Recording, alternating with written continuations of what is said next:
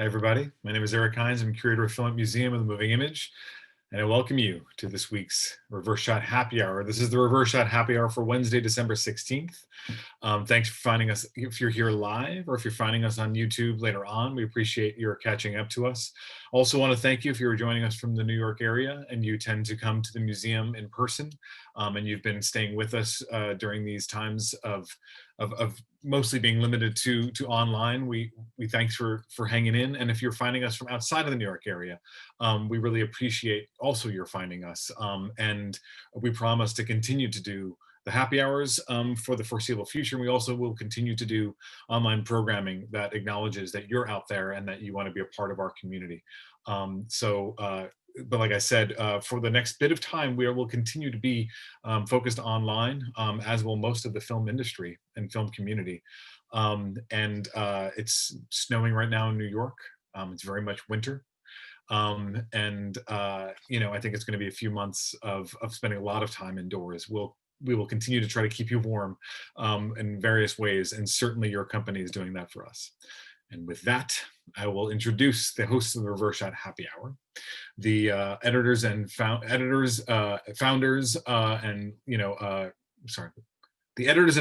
Shot, Jeff Reichert and Michael Koresky, and longtime contributor and filmmaker Farihah Zaman, who is here twice. So we're going to see what's going to happen on this when we see Farihah show up. Let's see where she is.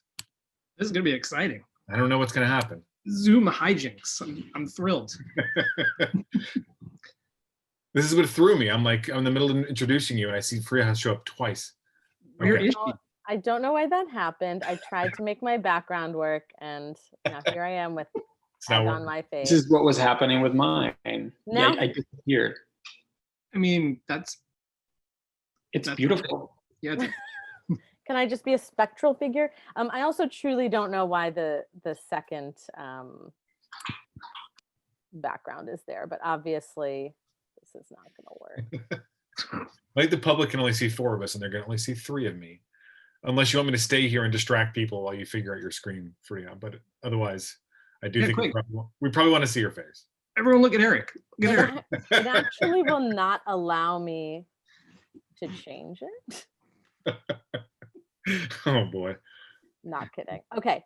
I think that what would be great is for Jeff and Michael to set up the latest Reverse Shot Symposium, which was part of the inspiration for the theme today. And I'm going to log both of myself out and return shortly. And I'll be in the background if you need me at all, Farihah, to fix any of this. I'm around. See you guys soon. Thank you. Eric. Take it away, Michael and Jeff, and I'll be right back. It's almost, but you do look angelic. Yeah. Yes. A light is shining on you and all of us. So that was happening to me when I was trying to set my background up. We were all wanted to come with backgrounds, and you will see some from our guests, backgrounds of places that we wish we were right now. We wish we could vacation, or we wish we could travel. We cannot. But that was happening. Apparently something was wrong with my map.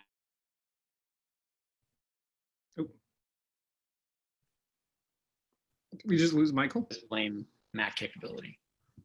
I think you cut out for me, Michael, but that's okay. We were just talking about computers. Do you hear me now? I hear you now. Yes. Okay. So this seems like a cursed episode so far. It's just the ghost in the machine. Don't get distracted.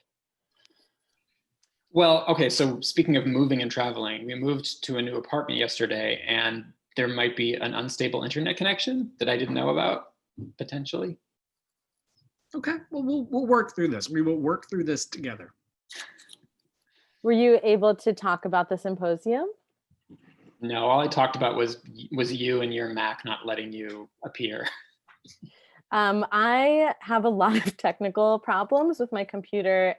Michael and Jeff know this well.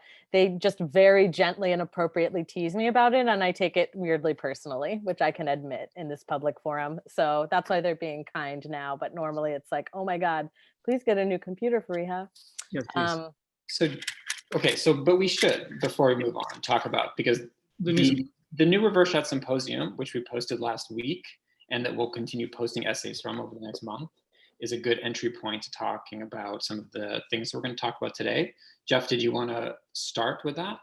Yeah, I mean, I just put the intro to the symposium in the chat. It's called Great Beyond. And I've been trying to think as we've been having all these technical hijinks of exactly how we've landed on this topic. This was actually, usually Michael and I come up with the symposium topics, and I don't think there's ever been one that has been more difficult to generate than this one. I mean, we had some interest in looking at perspective and biases and ingrained biases, but we couldn't quite figure out like a way to attack it that made sense in the context of Reverse Shot Symposium. And I think we batted ideas around for a month, at least, to try and land on this idea of, what it means to learn about the world through films and how to turn that into a writing exercise. Well, this was a tough one, I think, because, well, first of all, we were trying to come up with an idea that would work for this moment, and this moment, being all of us sort of isolated in our world and reckoning with all kinds of political questions and questions about identity and privilege. And we also don't like to lead writers. And I think that's one of the main things. We come up with these symposium topics where our writers are asked to contribute ideas around a theme. But if they're too leading, then it loses its purpose and its potency. And I think one of the reasons we wanted to talk about bias in writing, but one of the reasons why it wasn't working the way we were coming up with all these different ideas is because it was leading the writers. It was coming up with an idea that was kind of set in stone before the writers had a chance to put their own perspective and slant on it. So we ended up kind of combining a couple ideas we've had over the years, which is kind of re-examining national cinemas and then also re-examining writers' own perspectives and biases and turning that into one idea. The idea being, that's a long preface, the idea being that as cinephiles, we tend to think of ourselves as like pretty cool and adventurous, right? Especially Western cinephiles. We know the world, we've seen it. We've seen it in movies, we've been there. And these ideas we have about the world are shaped pretty early in our lives, pretty early in our cinephilic awakenings. And this was a way to examine and investigate that. So the writers were asked to contribute essays about films that were really important to them at very fragile sort of moments in their cinephilia. And then they had to be films from other countries. And so in other words, did those experiences, did they initiate or almost like ingrain thoughts in us about other countries and about other cultures that we maybe hadn't even reckoned with? Right. And it occurred to me today too. I mean, we'll have Imogen on in a second, and she wrote a beautiful piece about Nerusa's Yearning, which I watched for the first time this afternoon, that I think, a lot of us coming into cinephilia in, say, the 90s and early aughts, the canon of films that we're looking at that are really important, especially, in terms of international films, oftentimes are films made like 30, 40 years prior to the moment in which we were watching them. And so not only are we accepting these notions of the world through these films, they're also films that are way older than we were at the time, which I think is also kind of interesting as well. Like the sense of you getting an idea of what Japan is like by watching a film by Nerusa made in 1964, watching it in the 90s and thinking that there's, not knowing potentially what has changed. It really intersects with the kind of work that food and travel writers do, and this issue that they come up against where people's idea of the authentic is shaped by a sort of stationary and not evolving idea of culture, which I think is really interesting. I also appreciated, Jeff, that you described coming into cinephilia like it's a club. That's sort of the way I imagine it in that description. But the symposium topic, I had actually forgotten that this was a symposium. It hadn't launched yet when we talked about the theme for this week, and it just dovetailed really perfectly because I was thinking about other filmmaker friends that we know who have made film in a country that is not their country of origin or not a place that they've lived, and how we've had a lot of discussion about how one of the ways that we're responding to being in a pandemic world is going to our own communities, the yearning, to reference a film that we'll talk about again shortly, for the way we convene with our loved ones and being cut off from that. But the flip side of that, of course, is that we're also not really able to in person go and explore places that are not our communities yet, or that we're not familiar with yet. And that the act of making a film and the act of watching a film are both ways of sort of expressing curiosity and coming to an understanding and appreciation of the world. One that is, of course, as Michael and Jeff pointed out, very complicated and layered. Well, who's the person making the film? When is it made? How is it being viewed?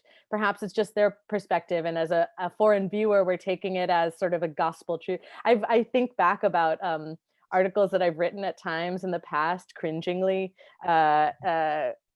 thinking about using the phrase like it's just quintessentially Russian, and I'm like, I don't know, why did I say that? Right. So I really appreciate the kind of complexity of this way of understanding the world, and that you know, for all its challenges, it's important that we not be cut off in that way, and it's been a sort of continued source of adventure that can live during this time. So yeah, and in sort of very true Reverse Shot Happy Hour spirit, we brought together a writer and a filmmaker, which I really love, and they can kind of speak to approaching culture through these lenses. First is the writer that Jeff mentioned, contributed a great article on Naruse's yearning to the symposium we discussed, the writer and Reverse Shot contributor, Imogen Sara Smith.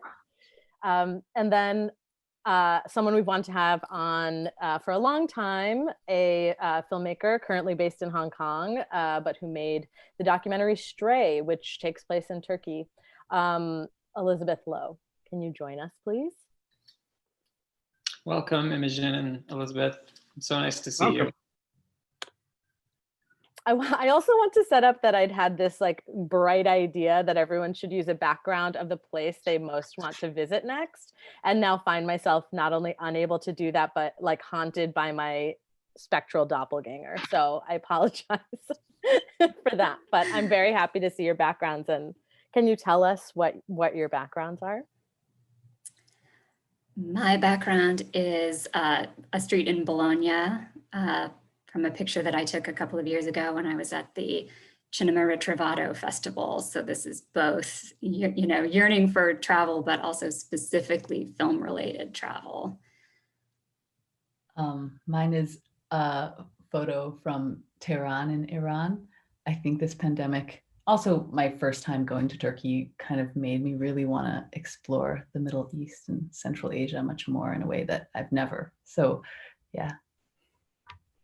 And mine would have been an image from Japan, because my husband and I were going to go to Japan for the first time this past year, and we were very, very excited. And I had talked about it quite a bit with Imogen, who was getting me even more excited. But of course, that was supposed to be August. That was made impossible by the pandemic. But we hope to do that maybe next year or the year after.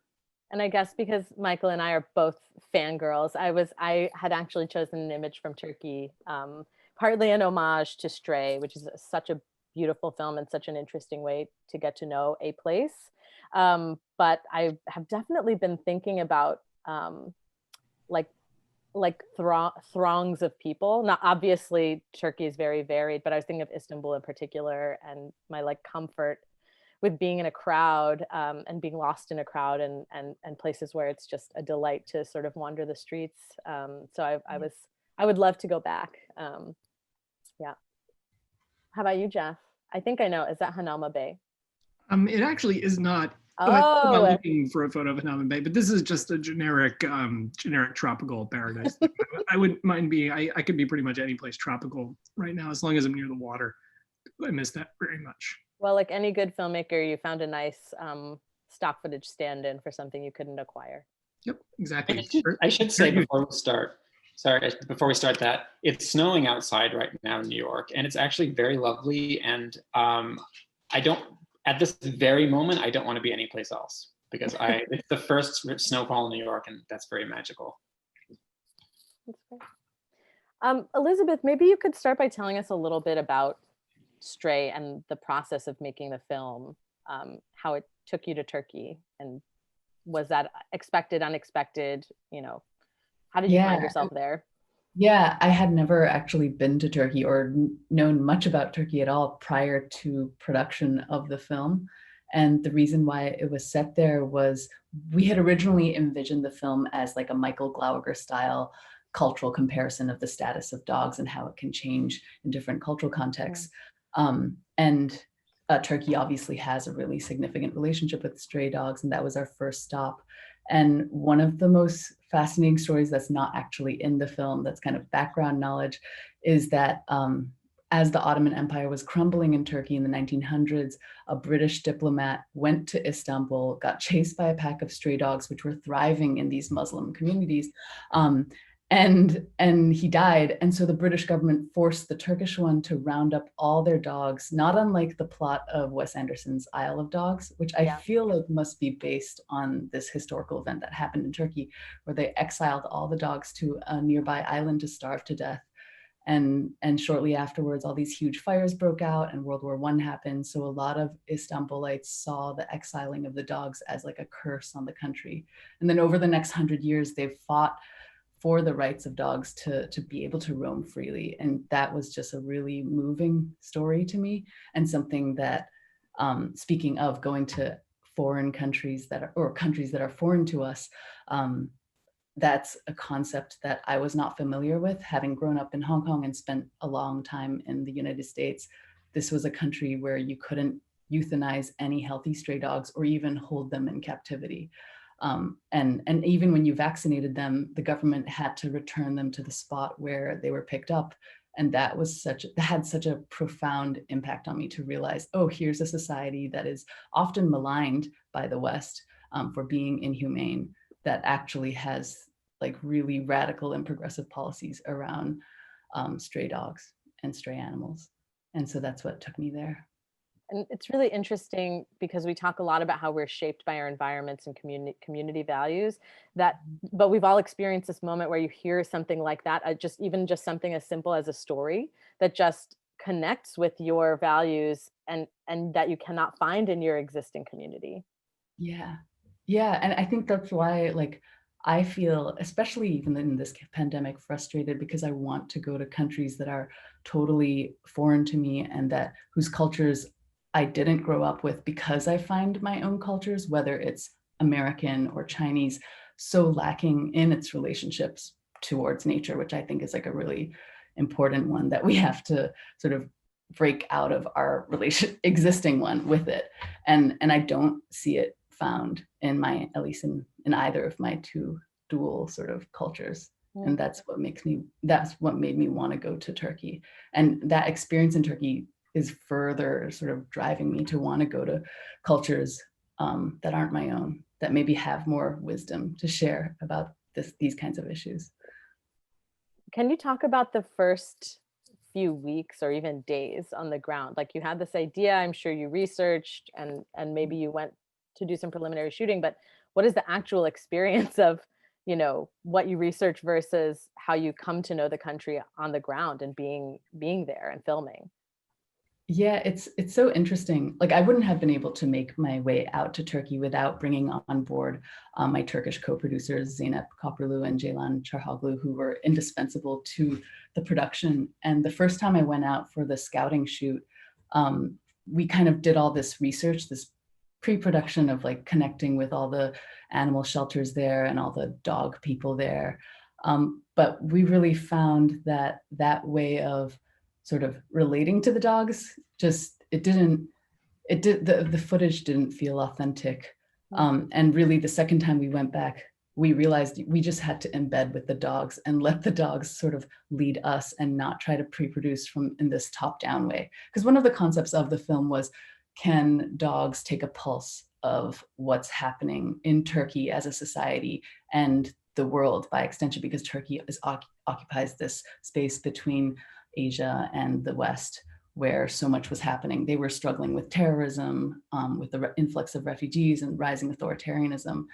But in the end, we kind of surrendered all of those kinds of desires as filmmakers and kind of just let the dogs take us on this journey. And it's funny because I feel like my experience of Turkey and Istanbul is completely dictated by where stray dogs hang out.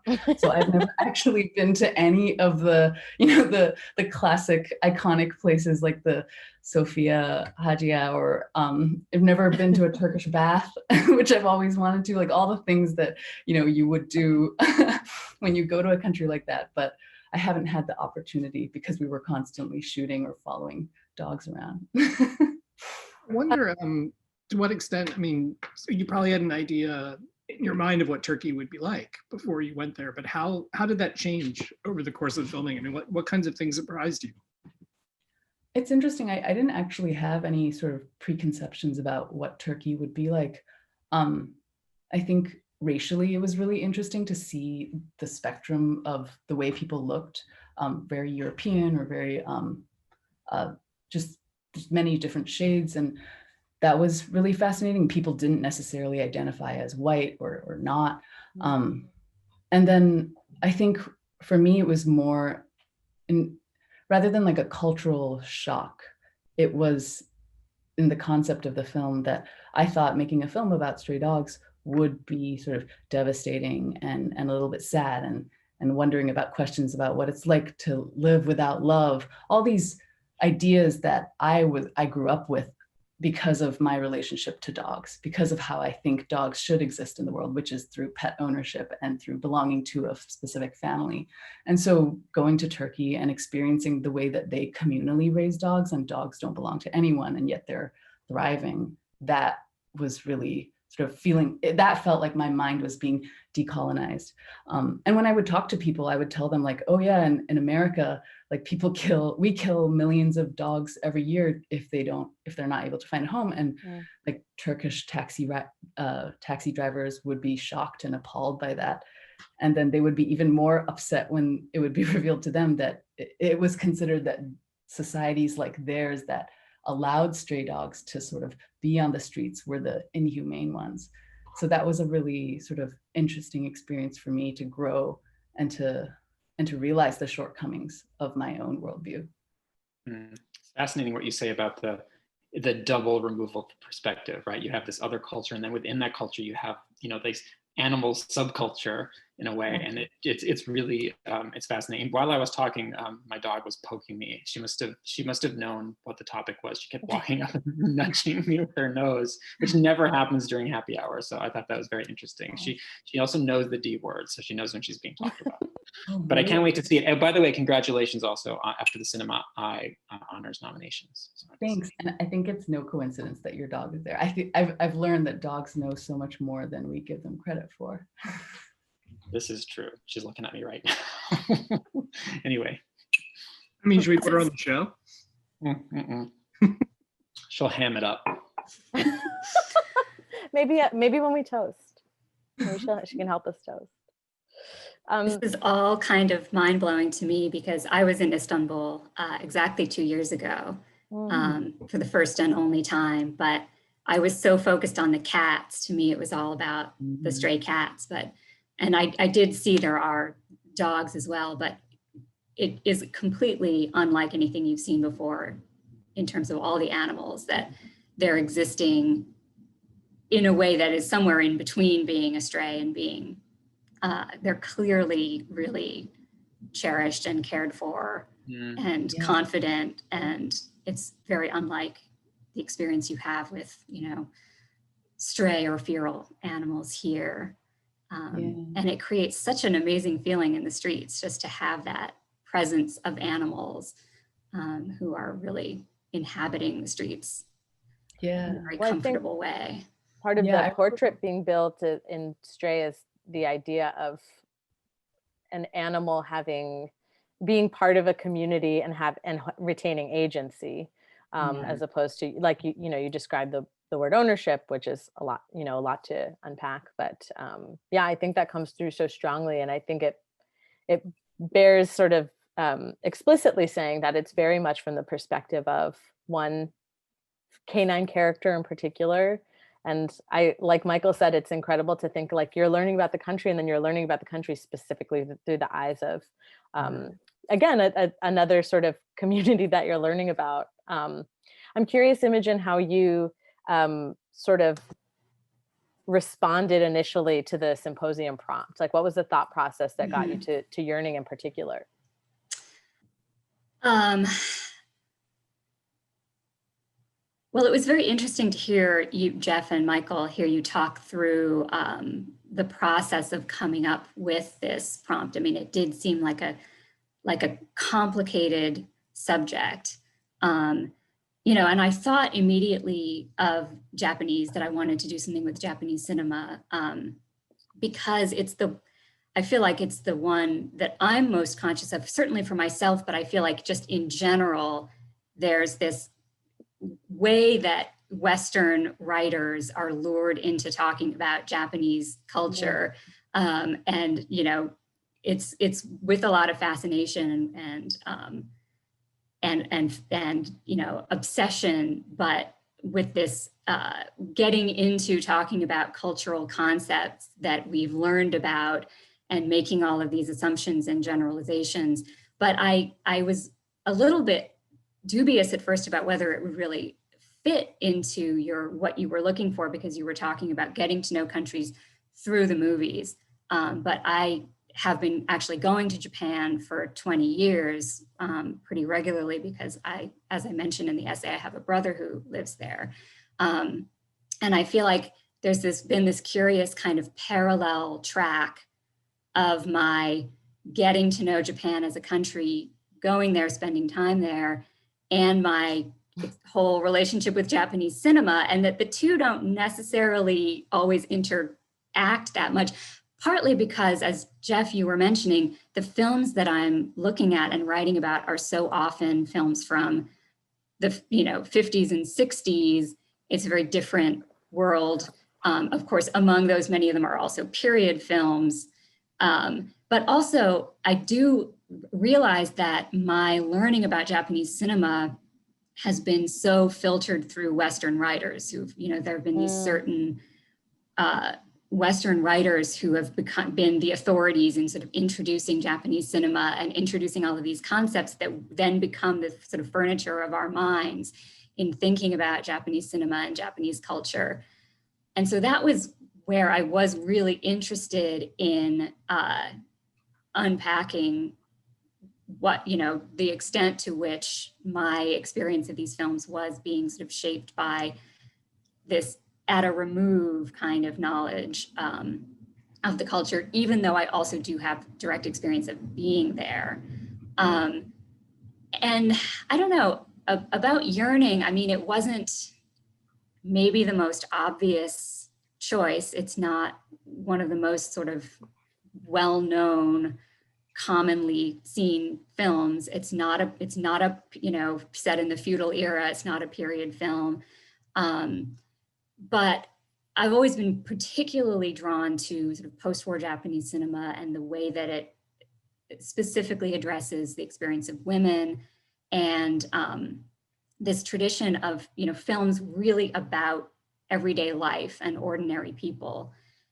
So I thought it would be interesting to look at that. But then, the title, Yearning, seemed like such a perfect sort of word and concept to bring into thinking about the way that we relate to cinema and to other cultures.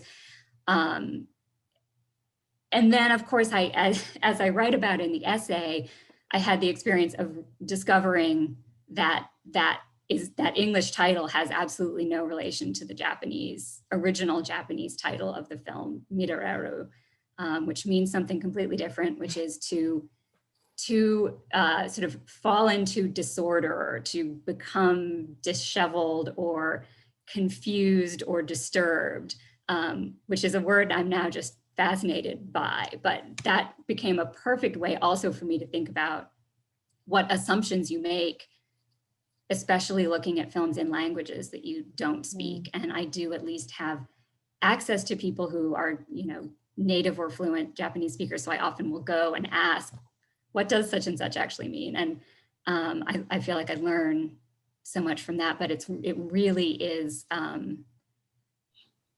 it really made me think about how much you can potentially misinterpret, misunderstand, but sometimes sort of fruitfully misunderstand, maybe, because I still do feel like yearning is a, you know, it's there in the movie, even though that's not actually the original title. I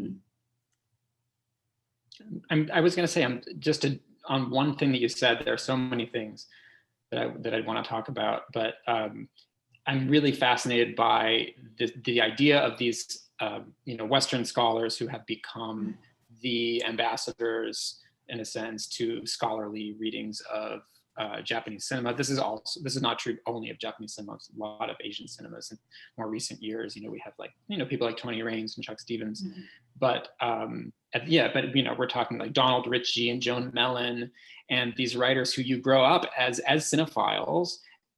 Perhaps if you've studied it in school, like, you know, I was a cinema studies major, therefore we were constantly reading these writers. They were the authorities, right, on Japanese cinema. I'm wondering how you feel about that today in writing this piece, but also generally in the way you think about Japanese cinema. Like, I feel like it's just filtered through so many layers by the time it gets Yes. I mean, something that I guess the sort of short answer is, you know, I feel like there's a value in, as a first step for us to be introduced to some of these concepts, but it, you know, then there has to be a second step of getting closer to the actual culture. I talk in the essay about how there are these certain concepts that writers often refer to when talking about Japanese cinema and Japanese drama, you know, giri and ninjo, the, you know, your obligation or duty versus your sort of personal feelings or your heart's desires, hona and tatemae, your private feelings and your public face, that people talk about these being sort of really central to Japanese culture. And something my brother said, actually, we had an exchange after he had read my essay, is, you know, that he never hears anybody in Japan ever talk about these concepts, much as you never actually hear Japanese people use the term Shinto, which is the word, you know, we would use to define this whole Japanese tradition, you know, native Japanese religion, that it's perhaps so ingrained in the culture that they don't talk about it in that way. So then it becomes a question, you know, is this something that makes sense for us to use to understand the culture, or is it, you know, and they just don't talk about it because it is so much there? Or is it, are we actually, you know, imposing these and then, you know, seeing them because we expect to see them? I mean, something else I came across recently that I thought was really interesting, because with Naruse, I was talking so much about the way he, you know, he portrays women, you know, they're so often in Japanese cinema self-sacrificing, you know, self-denying, they're sort of victims of their family or society or whatever. And I came across, you know, something Shohei Imamura, the filmmaker, said, you know, these self-sacrificing women never existed. You know, this is just something you see in movies. So, so yeah, I mean, I certainly feel like I got a lot out of reading Donald Ritchie and Joan Mellon, but then I also feel like I really need, and unfortunately, the problem is there's not a lot of writing by Japanese writers that is translated and easy to find and access, and that's why we go immediately to Western writers.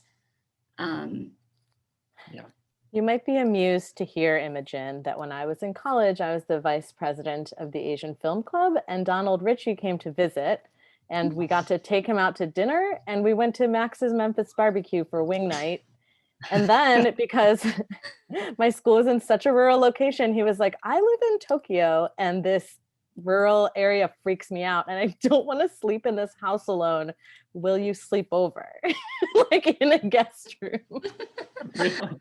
Yeah, it was very sweet. But no, I think it's so, what strikes me about what you're saying, besides my reflecting on that memory, I like can't even believe I was like 19 and I had no idea how incredible it was that I was like in upstate New York having dinner with Donald Ritchie. But that, you know, we're talking about visiting like foreign lands. Like film is its own universe. And so even within the culture you're from, movie world is not necessarily a great representation of real life. I grew up in the States, and then when I was 10, I moved to New Delhi. And the first person around my age that I met, who's like 13, she's a little older and cool, was like, so is America like Beverly Hills 90210? And we can laugh about that, but we all essentially do that on some level. And it only sometimes it really strikes us when we hear the reverse, that like, no, why would you think that a television show or that a movie like completely reflects the life of the people, when we've of course just been internalizing the same. But I guess it must contain, even if it is within the sort of, you know, the drama or the sort of refraction of cinematic language, are there other kinds of truths that can be expressed that we can take away and just need better or more guidance, discussion, and thought? Yeah, I do think one of the other reasons I was interested in writing about Nowruzeh is that his films seem to me like there's a great degree of realism about them. They're not the, they're not the fantasy vision of a country. But then of course, how would I really know how realistic a depiction that is, especially of, earlier eras. But yes, obviously that it would be interesting perhaps to explore how we all have learned about our own culture, our own countries through movies. Yeah. That's an interesting point, that just by using the word realism, it seems, we talk about that in cinema, talk about that in art, but when you use it in this context, it's initially you think, well, you're talking about styles and ways of acting and ways of being and ways of understanding, genre of film. But actually, if you're reading realism into the expression of another culture that might be completely unrealistic in its own way, stylized or soap operatic, you are imposing some kind of cultural reading on it, which goes back to kind of this idea of like the Japanese film being full of Japanese-ness, right? Which is kind of the underlying threat to even the best writing by these Western scholars. I think the opposite can also be true, where you don't have enough context to, like, you don't know what you don't know, right? Like I remember I dated a woman who is I guess Korean, and we were talking about Hong Sang-soo, and she and her whole group of friends who were very smart about film, and I appreciated their thoughts on film in general, like really enjoyed Hong Sang-soo films. And I said, it's difficult. I find it difficult to enter these films because there's something about the female characters that feels like unreal to me. And she's like, well, it's not unreal to me, because while it is movie language, it reflects something, it reflects some piece of truth about a woman's role and position in Korean society. It reflects something real about my mom's experience or my experience. And it was such an eye-opener. Yeah, I wonder if I ever went to, like, say, Hungary, and found Hungary to be a place that was just bursting with joy and light and harmony, because having only experienced Hungary through mainly the films of Béla Tarr and the author Laszlo Krasnahorkai, it's like, in those works, it is a thoroughly degraded place, something that is rotting from within. But I wonder, what the average person in Budapest thinks of that idea, and are those works even popular in their own country? Probably not. I mean, it goes to this, and I talk about this a little in my piece because I wrote about Raise the Red Lantern, the Zhang Yimou film. This all goes to the idea of the power of the cinematic image, right? It's such a powerful medium. It gets inside your head. It's a dreamlike place, but it's too powerful to only be dreamlike, so it has to reflect some kind of reality. I mean, it's like every time one of these Borat films is released, right? Kazakh people are like, what are you doing to us? I mean, this is the image that's being exported around the world. This is not how we live. This is not who we are. I'm curious for a question for everyone, but particularly Liz and Imogen, about if there are films that you remember that like loomed so large for you in shaping your image of a place. And I know, Imogen, you wrote to one, but maybe I'm even thinking about when you were a young person, like you just saw this movie and you're like, oh, I have to go to Paris because, you know. Unmute. I think one of the reasons why I want to go to Tehran, Iran, is largely because of what I know about the cinema there. Like Kiarostami and Makhmalbaf, these figures and the cinema that they make are what sparks my imagination. And even before I went to Turkey, the only way I could really try to get to know the culture was through reading literature by Orhan Pamuk, their Nobel-winning novelist, and then watching films by like Nuri Bilge Ceylan, which feels like it's strange how much literature and film influences how we see a culture. But to me, even if it's like problematic, I feel like it deepens the experience of being in a place where you're understanding the layers of history more, the literary sort of references way more, just being in those streets, having some kind of context rather than none at all. I can remember, I had read some of Pamuk's novels and then attended a Turkish film festival that was playing near my school. And so they were showing early Ceylan films, so you have the sense of this auteur perspective, but then they were also showing Turkish commercial cinema, which had this feel of very low budget, almost Roger Corman-esque sense of just like play and fun and genre and violence, and trying to unpack the where is Turkey in the mix of those things was really fascinating and irreconcilable in a certain way, which I think was what a lot of the pieces in the symposium come down to. It's like you can only go so far with this analysis. I worked on a film called Peacekeepers, Journey of 1,000 Miles, which was interesting because I am a Bangladeshi person, but I've never lived in Bangladesh. And the film, which I didn't direct, I sort of helped produce and was a translator. So it was a very interesting like double job.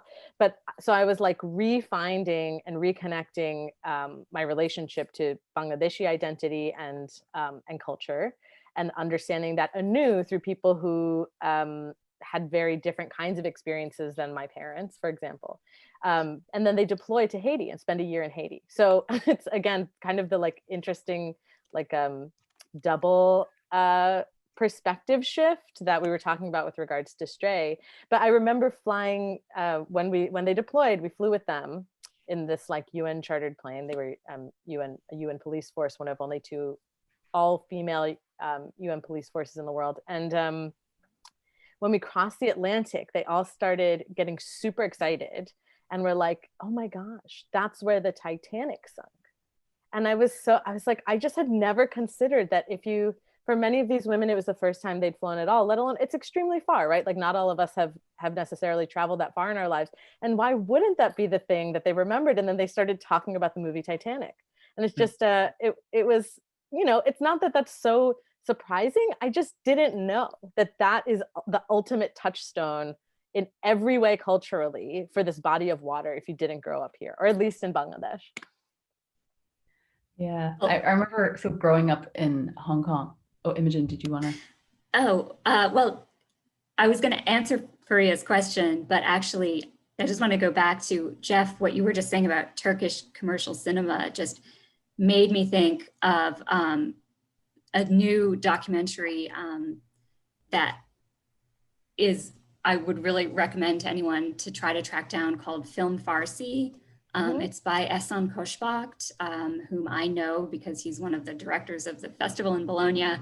And it's about pre-revolutionary Iranian cinema, and which was largely, totally suppressed upon the revolution. Everything in the film is sourced from VHS tapes because the films, mostly don't exist anymore, or at least are impossible to get. He is based in London, but it's this, so it's from the Pahlavi era, and it's this really over the top popular cinema, full of sex, full of violence, full of women in, lots and lots of music and dance, somewhat similar, sort of Bollywood-esque musical numbers that just erupt out of nowhere. And he does a really a good job of, placing these films and how they were reflecting Iran and their, the relationship that they had with sort of modernity at that moment. So it's really a wonderful film. It's been showing around in a number of virtual festivals. But to answer your question about a place that I was, was inspired to want to go from seeing a film early on, it would probably be Italy. I mean, Italy was for a really long time the place I most wanted to go. And I mean, it probably goes back originally from when I was very young to, A Room with a View, and that, the kind of merchant ivory vision of Italy. But then also through, starting to see Italian cinema itself. It was a place that really existed in my mind as a cinematic dream before I went there. And I was not in the least disappointed when I did finally go. So sorry, Elizabeth, you were about to. Actually, I was about to bring up Merchant Ivory as well, that I think as a Hong Kong citizen, growing up in a former British colony, Anglophilia permeated our society. And I grew up on Merchant Ivory films and all the books that they were based on, and Mike Leigh films. And it really, all those works, even if it's problematic, because obviously it's like the colonizers, the soft power, and how it can colonize your mind too.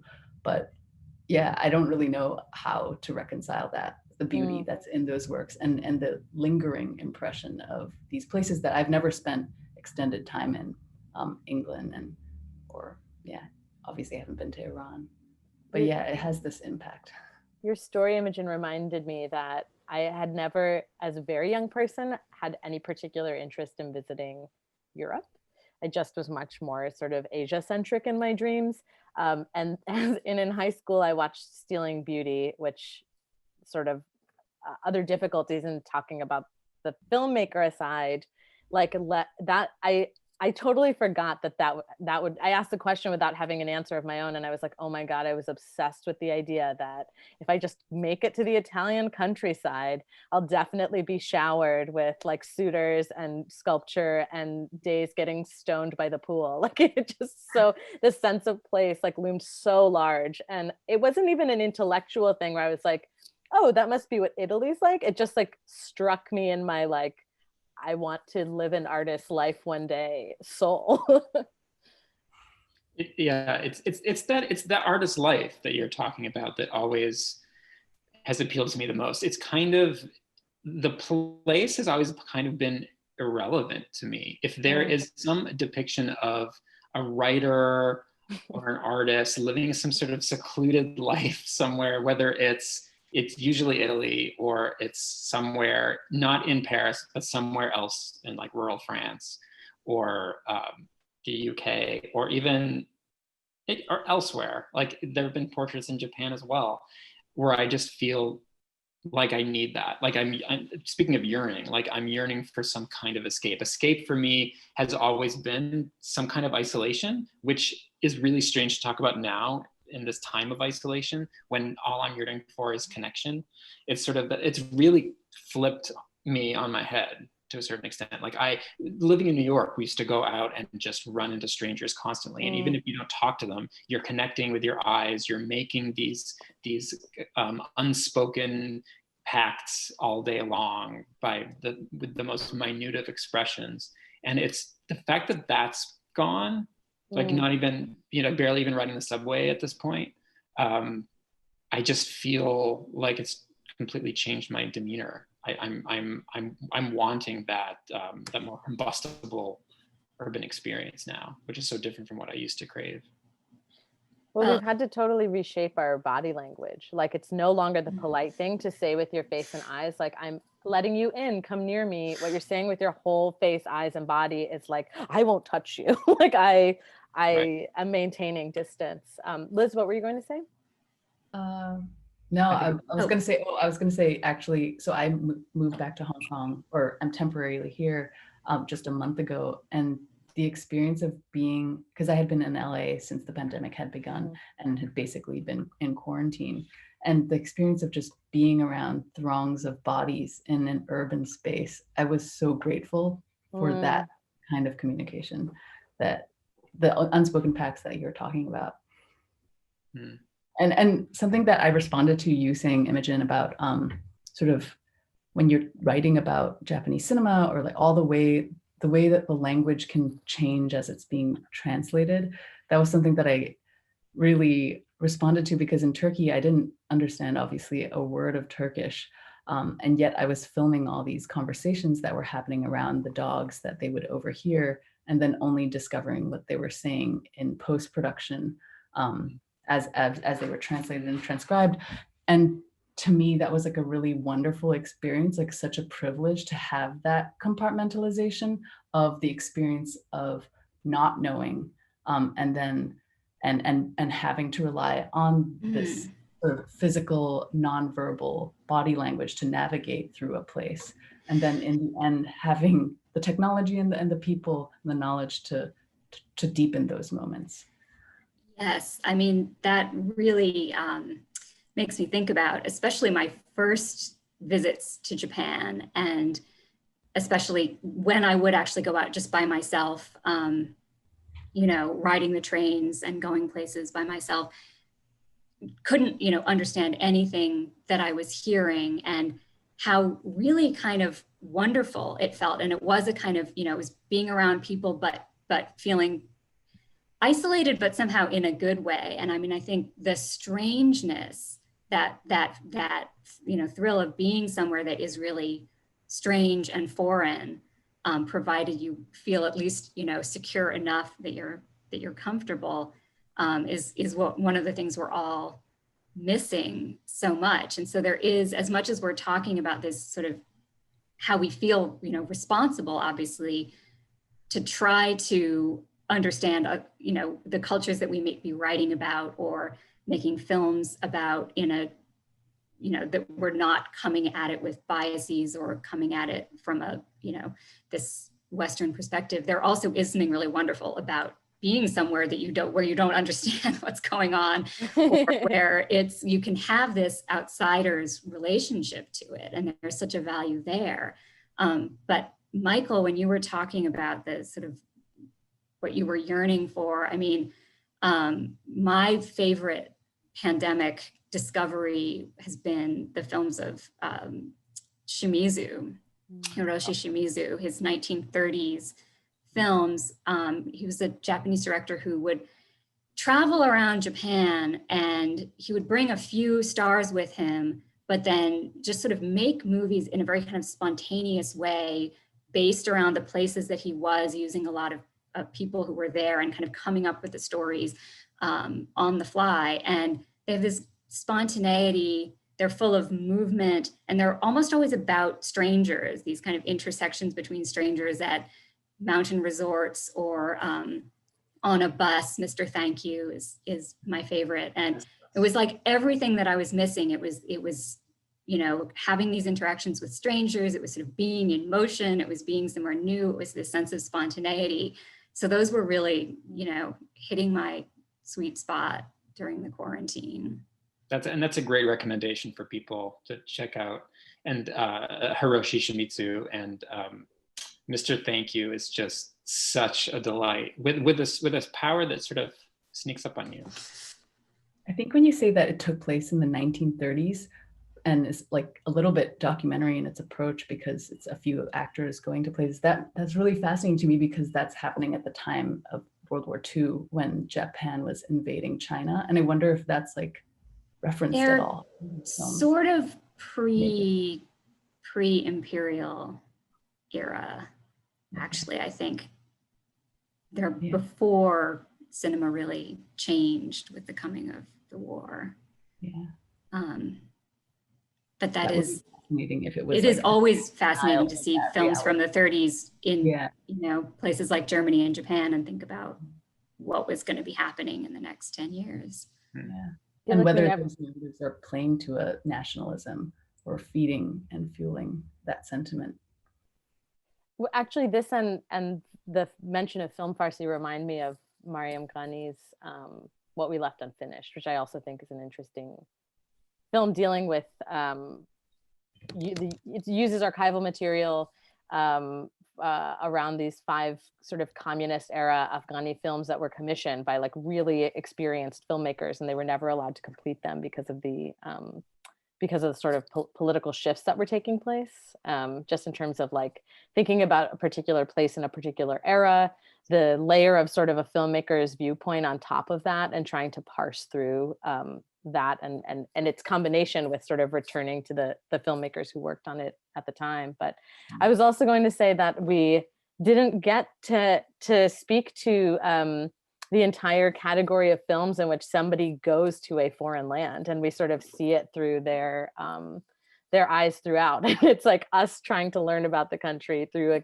sort of created perspective or character, often who may be from a third country, and sort of the pleasure of that. I know that many reverse shot writers and readers are fans of Before Sunrise, Sunset, etc., which is sort of a great, classic in that category.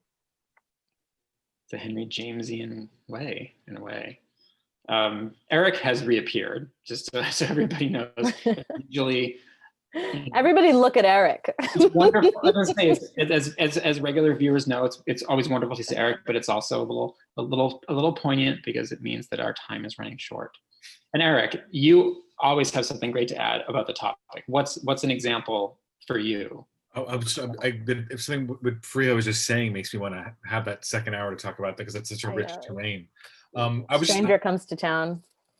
Yeah. Yeah. But I was just thinking about myself being the stranger who came to town when Merchant Ivory came up, and thinking about how I wanted that experience after I graduated college and I moved to London to work and live for a while with fantasies of open-ended, had one-way ticket, who knows how long I would last and where I would, where it would lead me to. Of course, like depression and loneliness, like sort of slammed the brakes within under a year. But how I went there fueled by images of Mike Leigh films and Terrence Davies films and Peter Greenaway films at that time in particular. And then realized that most everybody I met there that I wanted to just talk about their own country and their own culture had no interest whatsoever in talking about Terrence Davies, Mike Leigh, or Peter Greenaway, nor accompanying me to see them in the theaters. And how, which says a couple different things. Like, you can't necessarily know what that culture is through the films necessarily. It's not pop culture, but also how within our own countries, we self-mythologize ourselves too.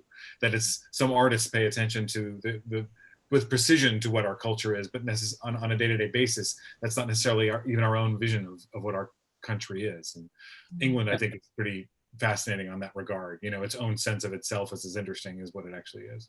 And I think when we're thinking of this topic, we're normally thinking of maybe during this conversation, our minds going to Western critics and their biases writing about the films from other countries, maybe from the East. But some of the essays are going to really run the gamut here, right? We have an Iranian critic writing about her experience with Revet, which is really interesting because knowing the Iranian cinephile community a bit, it's interesting what they have been able to see and what they haven't been able to see, and how these films can inform their perspective on like European art cinema, for instance. And we're gonna have a piece on the weirdness of British cinema and culture, which is super interesting from an American point of view. And then we have a piece from a British writer writing about American cinema through Clint Eastwood, right? So there's a lot. And I also, just to go back to the discussion from the beginning, Liz, about Tehran and Iranian cinema, we actually do have an essay up right now that's really interesting, which is by Naomi Keenan O'Shea, who's a writer in Dublin, writing about her experience with Panahi and how her own political awakening through what was going on in her country was completely tied to her realization of the politics in Iran through the films of Panahi, of course, who had been, basically banned from filmmaking. So there are just so many connections to be made. That's so fascinating. So I spoke with an Iranian filmmaker once, and he told me about the difference between Kiarostami and the other filmmaker who wins the Oscars, the other Iranian. Farhadi. What? Asghar Farhadi. Yeah, him. Separation. I love that it is a descriptor. I hope one day. The other one who wins the Oscars. So fascinating that I want to share with cinephiles here. Yeah. Kiarostami. So, sorry, what's the Oscar winning? Farhadi. Asghar Farhadi. Farhadi, his films show women indoors with the hijab and the covering, which is actually really not truthful to how women are there, because if you're indoors, you wouldn't be covered, but because maybe the government requires it, so the filmmaker bends to the will of the government. But Kiarostami has so much integrity that the reason why he sets so many of his films outdoors is because he wants to pass the censors, but also not represent a false image of Iranian women all wearing headscarves indoors, which was so fascinating to hear how a filmmaker navigates that line between censorship and being authentic and not creating false images of his society for the rest of the world. That's really Just really blown my mind. Yeah. And I miss Kiarostami. Oh, yeah. Like even knowing this about Islamic culture, even growing up with people who wear hijab, and that you're right, like no woman would ever hang out in her own home with their hijab on, and I've never considered this fact. And Kiarostami's films all are very, they take place in the outdoors. And Fascinating. Well, we're past the time. We should probably toast. What are we toasting to today? To adventure. Yes. Even cinematic adventures. To being somewhere else soon. To seeing all your faces in person. Yes. And shout out the faces we're not seeing at home, the reverse shotters, Chris Wisniewski, Edo Choi, Nathan Kasub, Ryan Swen, Ella Bittencourt, and Gina Telleroli. Thanks for joining. Oh, thank you all for coming. I guess Jeff's done. Oh, Jeff disappeared. Jeff is gone. Whoa. Oh, peeling back the curtain. Can you see it? I can't see. The laptop's facing away from me. Crazy. Yeah. Because this is one of the wildest visual experiences we've ever offered. Yeah, the first very psychotropic reverse shot happy hour. The bookends of this episode. The outdoors. Otherwise, no, he's showing snow, folks. Yeah. I see. All right. You can't really tell. Imogen and Liz, thank you so much for being here. Thank you. Thank thank you so you. much for having us. You can camera toast. With my tea, with my mug of tea, which is very cold now. Bye. See you all soon. Bye, everyone. Bye.